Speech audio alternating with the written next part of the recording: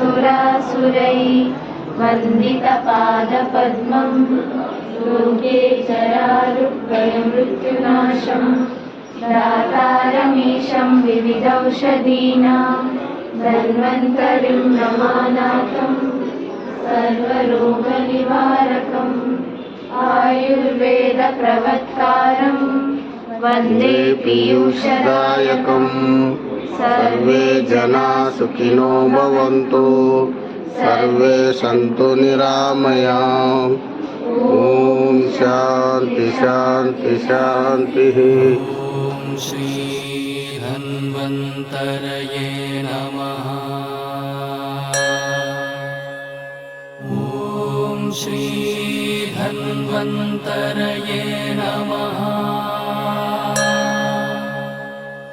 ॐ श्री धन्वन्तरये नमः।